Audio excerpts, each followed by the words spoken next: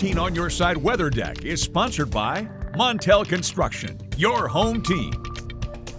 Welcome back to 13 on Your Side. I'm meteorologist Samantha Jacks. Outside on the weather deck, our grass, flowers, they're going to need a little extra water this week as temperatures make their way into the 90s for multiple days. We have heat alerts in place running at the bottom of your screen. We also even have some flood advisories in place from storms that rolled through last night. So we'll do a little recap and then look at what we have ahead this week here in just a second. Let's start though with our weather ball. It is currently solid red as we have warmer temperatures ahead. The 13 on Your Side weather ball, sponsored by Countryside Greenhouse.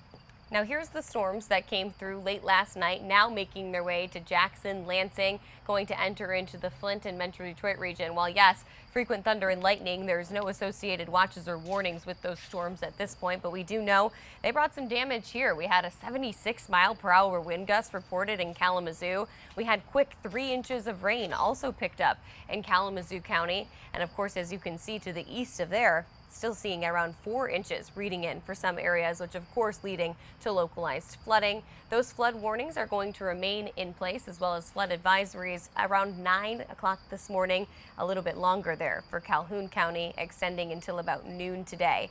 The good news is that we do have mainly dry conditions in sight today along with that heat, but there's about a 30% chance for isolated thunderstorms left in the forecast. And the reason I say 30% chance, despite this model not showing very much, is that when we have this heat and we have this humidity in place, it only takes one little storm to pop off and it can produce a big heavy burst of rainfall, which is kind of what I expect to happen along the 94 corridor today. It's just a few very isolated cells that are able to produce quite a lot of rain in a short period of time. Then we continue on with another 30 to 40% chance of isolated showers throughout your Tuesday afternoon.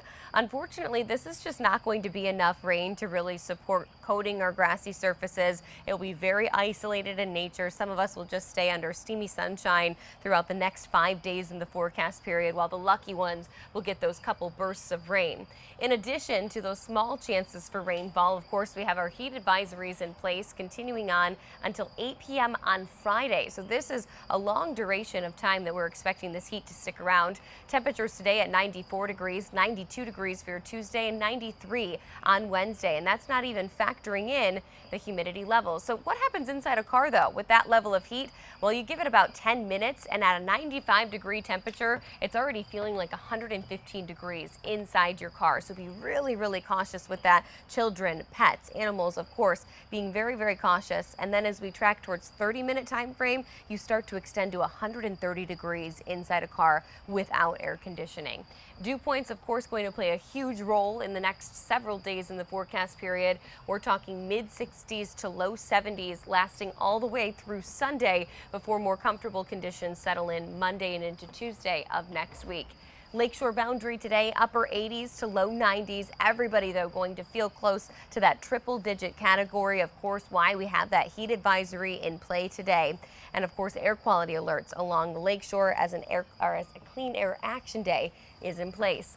The rest of your 13 on Your Side 10-day forecast. 90-degree temperatures all the way through the weekend. High humidity levels through the weekend as well. Monday of next week is when things become more comfortable.